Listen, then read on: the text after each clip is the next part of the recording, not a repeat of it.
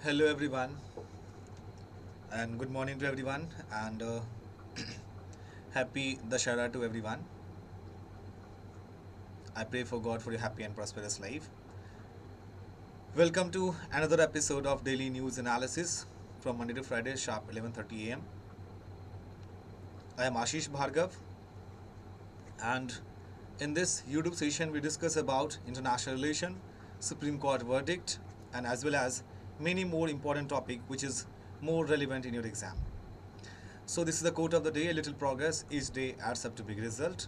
So try to focus and ability to learn is a skill, so focused on your skills. And as we have initiated questions of the day, so that in this questions of the day we will ask you some kind of 3 to 5 questions, and that question is very important in terms of your CLAT, AILET and CUET exam is concerned. So here is the first topic. Understanding evolution through genomes. A Swedish scientist Svante Pääbo has been selected for the 2020 Nobel Prize for Physiology, for this discoveries concerning the genome of extinct and human evolutions. So basically, the Nobel Prize is given by the name of Alfred Nobel, and who invented dynamite, which is an explosive substance. So Svante Pääbo, that is for the Nobel Prize for the medicine. He is the person, Svante Pääbo. His father, Soon K. Bergström, also won the Nobel Prize in Physiology or Medicine in 1982, along with Samuelson and John R. Vane for their discoveries concerning prostaglandins and relative biologically active substances. So basically, what you need to keep an eye that, like how the Nobel Prize was started, as I told you, the name of Alfred Nobel. So Nobel Prize is basically actual international award bestowed on for outstanding contribution for making, started by Alfred Nobel 1901. The prize is gold medal, a diploma and a sum of money decided by the Nobel Function. Categories for Nobel Prize is physics, chemistry, physiology, literature, economics and peace. Selection and awarding process is quite similar. We can say request nomination, receive nomination, evaluate and shortlist, review process and final position, selection and then goes to the award. Malala Yousafzai is Nobel Peace Prize winner at the age of 17. See, the only person at the age of 17 she got Nobel Prize award. Please let me know in the comment section in which year she got Nobel Prize award. The Nobel Prize in Physics 2022 is Alpine Specht, John F. Clauser, Anton Zeilinger, because as we know that award section is used to ask in your exam. So this you need to keep an eye which is very relevant. And if you talk about India's Nobel Connect, so in what kind of question they will frame in your exam, which one of these person got Nobel Prize from India? So 1913, the first person is Rabindranath Tagore. So the timeline should be here. 1913, Rabindranath Tagore in the field of literature. This is need to keep in mind. And 1930, that is C.V. Raman. First Nobel Prize we got from physics is C.V. Raman in 1930. 1968, that we got first Nobel Prize in medicine, that is Hargobind Khurana. 1983, that we got is Subramaniam Chandrasekhar, first Nobel Prize in physics. Why I am telling you for this? Because the reason, sometimes they will ask you, frame you the question, in India the first person who got Nobel Prize in physics, so you have to keep in mind. And 1979, Mother Teresa for peace, second peace prize. Subramaniam Chandrasekhar for physics, Amartya Sen for economics, and Venkatraman Ramakrishnan is for the chemistry, and Kailash Satyarthi 2014, and Mr. Banerjee is from 2019 is for the economics. So this is all about the Indian person. So you need to keep in mind that how many Nobel laureates are there, and because this is probably a chance to ask in an exam. While further remove online betting aid center tells TV channel news website. So this is we have already discussed, because the amendment bills has been passed by for the OTT platform, and That's why the government are doing this. And we have already discussed this article in the last YouTube session. IAF stumbles jets after bomb scare on Iranian fight over Indian sky. So you have to keep in mind the map part here. And here is Athens, here is Gwadar port, which is a very relevant in terms of standard route and NSTC route is concerned. Induction of indigenously built light combat helicopter marks a new chapter, Air Chief. So here is the name of Prachand. The Prachand is India's first indigenously built light combat helicopter, and that is the name is Prachand. So as we know that the twin engine LCH designed and developed by HAL. So in your exam they will directly ask you who developed indigenously built light combat helicopter, that is a HAL, and here it would be here Hindustan Aeronautical Limited. Hindustan Aeronautical Limited. And as we know that the helicopter has a combat radius of 500 km and go up to a service ceiling of 21,000 feet, which makes it ideal to operate at high altitude areas of the Siachen Glacier. Because the first prototype of the helicopter took first flight on March 29, 2010 and has since undergone extensive testing and evaluation. The light combat helicopter is armed with 20mm nose gun, rockets and anti-tank guided missile. As we know that Dhruv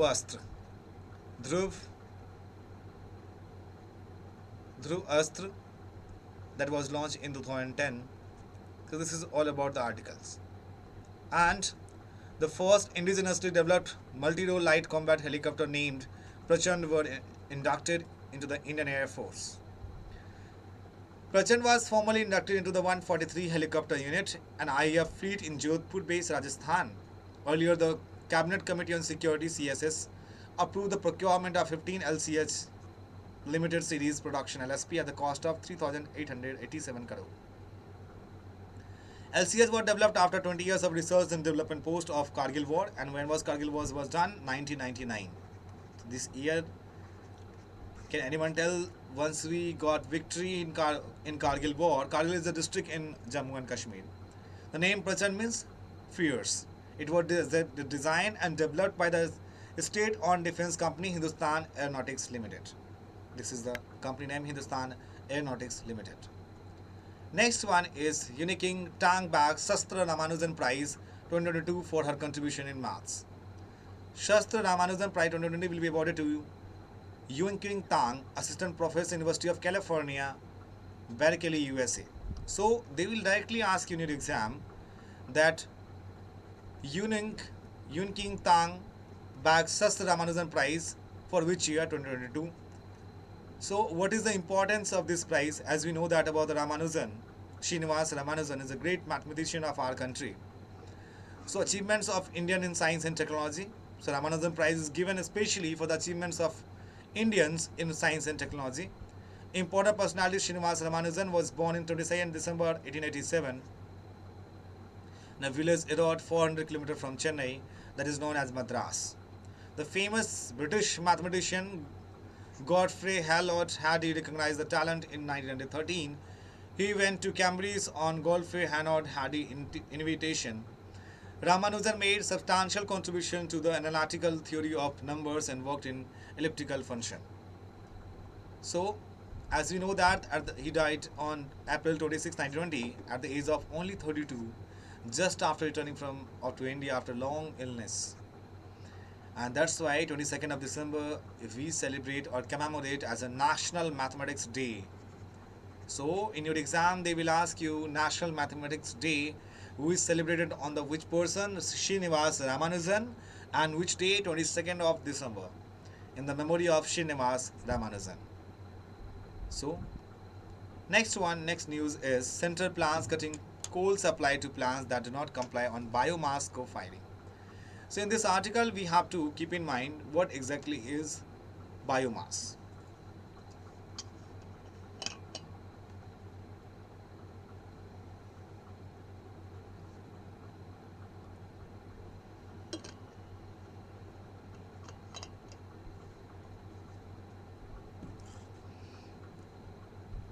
As we know that India has been severely lagging in ensuring that at least 5% of coal used in thermal power plants was mixed in with biomass despite guidelines mandating them to do so. And as we know that the Power Ministry in October 2021,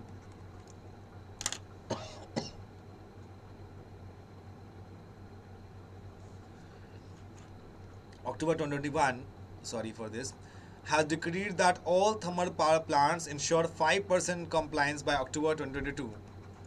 Biomass pellets have been same calorific value as coal, and mixing them with coal saves consumptions as well as reportedly cuts emission. We have to understand what exactly is biomass is. So biomass is a plant or animal material used as fuel to produce electricity or heat. Examples are wood, energy, crops and waste from forest, yards or farms. Biomass has always been an important energy source for the country considering the benefits it offers. And what is the benefits? It is a renewable, widely available, carbon neutral and has the potential to provide significant employment in the rural areas. It also capable of providing firm energy. About 32% of total primary energy used in the country is still derived from biomass. And more than 70% of country population depends upon it and its energy needs. So, what is biomass co-firing, which is mentioned in the article? Biomass co-firing, the practice of substituting a part of fuel with biomass at coal thermal plants. Biomass co-firing stands for adding biomass as a partial substitute fuel in the high efficiency coal boilers. Coal and biomass are combusted together in boilers that have been designed to burn coal. For this purpose, for the existing coal power plants has to be partly reconstructed and retrofitted. Co-firing is an option to convert biomass to electricity. That is a greenhouse gas, which is some greenhouse gases are useful, some greenhouse gases are harmful in our atmosphere. Biomass co-firing is a globally respected, cost-effective method for decarbonizing a coal fleet. And India is a country, as we know, where the biomass is usually burnt on the field which reflects apathy towards resolving the problem of clean coal using a very simple solution that is readily available. Next is September PMI signals to declaration in pace of manufacturing expansion. So deceleration in the pace of manufacturing expansion, we have to understand first what exactly is PMI. So PMI stand for Purchasing Managers Index. So for the perspective of your exam, what you need to keep in understand, like who publish PMI and what is the role of PMI in our economy. India manufacturing sector saw its slowest expansion since June. Manufacturing sector, which means, as we know that Indian economy have three sector: primary sector, secondary sector and tertiary sector. Primary sector is, we can say, agriculture. Secondary sector is manufacturing sector, which is lagging behind. That's why government are promoting for this. Tertiary sector, which means that we can say a service sector. So India manufacturing sector saw its slowest expansion since June, and S&P Global India Manufacturing Purchasing Manager Index for September indicated with the index easing to 55.1 from August 56.2. So we have to understand like who released this and what exactly this is. What is PMI? It is a survey-based measure that asks respondents about changes in their perception of key business variables as compared with the previous month. It is an index of prevailing direction of economic trends in the manufacturing and service sector. The purpose of PMI is provide information about current and future business condition to company decisions makers, analysts, and investors. It is calculated separately for the manufacturing and services sector, and then a composite index is also constructed. PMI is a number from 0 to 100. So a print above 50 means expansion, while a score below that denotes contraction. And reading 50, which means indicates no change at all. So if the PMI of the previous month is higher than the PMI of the current month, it presents that economy is contracting. PMI is compiled by IHS Markit for more than 40 economies worldwide. IHS Markit is global leader in information analyst and solution for the major industry and markets that drives economies worldwide. Significance of PMI, obvious for boosting the economy. They will check it out whether the economy growth or not. Here is a editorial section that is taken from the Indian Express. Let the land heal, minimizing chemical from input that becomes too urgent necessary. So farmers have spent careers killing things that they put need, that is what pesticides do. As we know that the pesticide is very harmful, that which mixed into the bioaccumulation process and goes to the food chain and food web and destroy and deteriorate our health system. So let's go to the detail. So agrochemical boon or bane. Agriculture remains the principal source of livelihood for the majority of population in India. Chemicals, fertilizer and pesticides contribute significantly to its growth because we have more than 130 crore population. And to serving 130 crore populations, we have to be more food. If you require more food, then it means that we will use pesticides.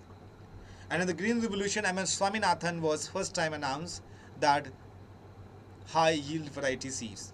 And as we know that West UP, Punjab and Haryana was somewhat, we can say, got benefited. India is now one of the leading producers of agrochemical in the world. But non-scientific and excessive applications of synthetic fertilizers and pesticides damages not only the environment and life of agricultural land but also have entered into the food chain, thereby affecting plant, human and animal health. In order to reduce the negative impact on the ecological dynamics, use of fertilizers and pesticides should be reduced and sustainable alternatives should be explored. What is the current state of synthetic fertilizer and pesticides uses? So as we know, during financial year 2020, India consumed about 61 million tons of fertilizers. Currently, the fertilizer production of the country is 42 to 45 million tons and import at around 18 million tons. Pesticides are regulated in India through the Insecticide Act 1968 and Insecticide Rules 1971. Insecticide, herbicide, rodenticide and fungicide are the example of well-known pesticides. And what is the recent government initiative for sustainable farming? Obvious that we will promote organic farming, promotion of alternative nutrients of the agriculture management Yojana PRANAM. In your exam, they will directly ask you PRANAM is related to agriculture. Rashtriya Krishi Vikas Yojana, liquid nano urea fertilizer. So that kind of initiative taken by the government. Biomagnification, the chemical used in synthetic fertilizers contains highly toxic substance that will goes to the bioaccumulation and destroy the chain of food chain and food web.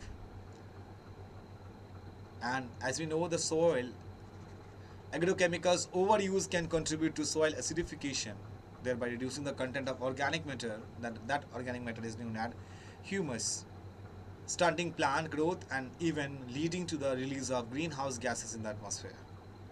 And now here we have questions of the day. So I hope everyone is ready. So here the first question. In the Constitution of India, confers which are the following rights to the Attorney General of India. As you know, recently the Attorney General of India was appointed. So try to the statement first. He has right to speak and take part in proceeding. He can take part in joint sitting of both the House of Parliament. He is entitled to vote in both the House of Parliament. Let me know which is the correct answer. Take your time.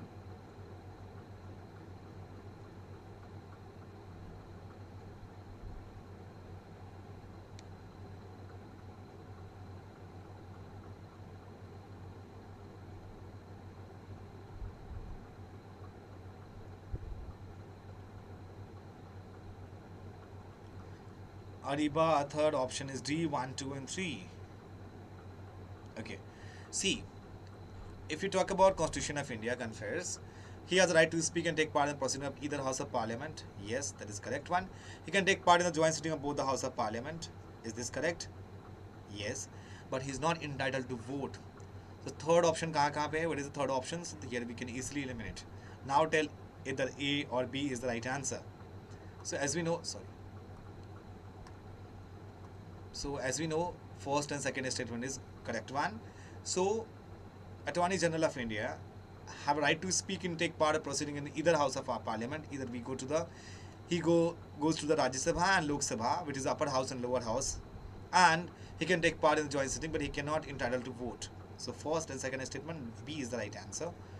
So use Article 88 of the Attorney General of India shall have the right to speak in and otherwise take part in the proceeding of either house, any joint sitting of the house, any committee of the parliament of which he may be named as member. However, he shall not by virtue of his article to be entitled to vote. Let's move to the second question. This one. Consider the following statement regarding persistent organic pollutant, POP. So persistent organic pollutant, POP, have the property to long range environment transport, LRET. Exposure of POP can lead to the cancer and disease of immune system. As we move up to the food chain, concentration of POP tends to decrease, so that animals at the top of the food chain tends to have the low concentration of these chemicals. You have to find it out which statement is correct one.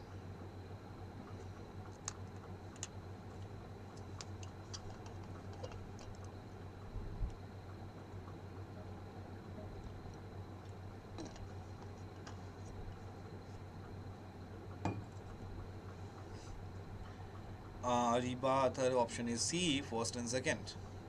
So first and second is the right answer. Yes, first and second is finally you are correct. Well done, Ariba. So first and second is the right answer, because as we know this opposite statement is given here in the third one.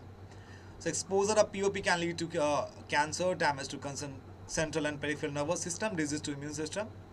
Uniqueness of POP are lipophilic, which means that they accumulate in the fatty tissue of living animals and human beings. In fatty tissue, the concentration can become magnified by up to 7,000 times higher than the background levels. And here is the third one. Consider the following statement regarding flex fuel vehicle. Flex fuel का मतलब क्या होता है? That means that Nitin Gadkari ये चीजें announce की थी. Flex fuel, that flex engine, which means that the vehicle is only one, and that vehicle support diesel in also, CNG also, petrol also. So that is known to be a flex engine. That is flex fuel vehicle. So flex fuel vehicle has an internal combustion engine, IC, that can run or more than one type of fuel or even a mixture of fuels. These vehicles can run up to 100% petrol or ethanol. At present, the flex fuel technology is at the trial stage and no country is still using these vehicles on road. Very good questions. And what is the above statement is are correct?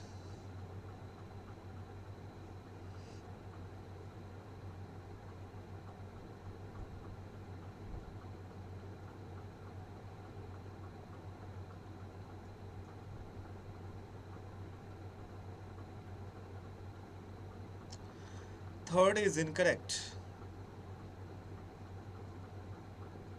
Okay, so if we eliminate third, we will either got either A or B would be the answer, Ariba.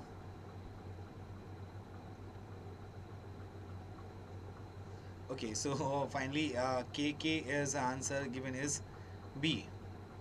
Okay, and one more thing that I'm guys telling you, Friday session that we discussed about almost 100 questions that would be based on current affairs. So please join on that session also. In Friday that we discuss the same time 11:30 a.m. that I will discuss entire September month's current affairs news, which means that is taken from extracted from the Hindu Indian Express, that I will cover in Friday session. So stay tuned on tomorrow. Okay, and the answer is here. Correct one is B, right? First and second.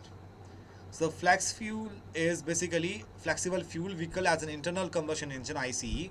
But unlike a regular petrol or diesel vehicle, this can run or more than one type of fuel, or even a mixture of fuels. The most common versions use a blend of petrol and ethanol or methanol. As we know that bioethanol policy, Ariba and KK both are right answer. Very well done, Ariba and K. I don't know your exact right name, but I can see your comment is KKK.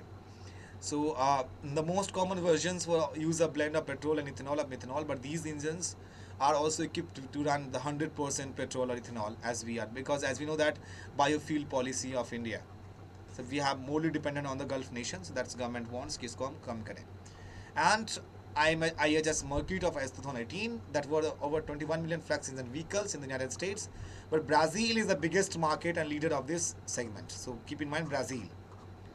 One, rather than the ethanol compatible fuel system and the different powertrain calibration, flex fuel vehicles are similar to their conventional petrol only counterparts. So this is all about the session, guys. Thank you for so much for joining with, and we'll meet you tomorrow at the same time with lots of questions, the daily revision. So stay tuned. We'll meet you tomorrow at the same time, 11:30. Bye bye. Take care. Happy Dashera to everyone. I wish to Goddess Durga for your happy and prosperous life. Stay tuned. Take care. अपना ख्याल रखें. सुरक्षित रहें. घर पे रहें. सुरक्षित रहें. आप बाहर भी जा सकते हैं. मिलते हैं कल इसी टाइम में 11:30. And thank you so much for joining the session. Bye bye and take care. Thank you, Ariba.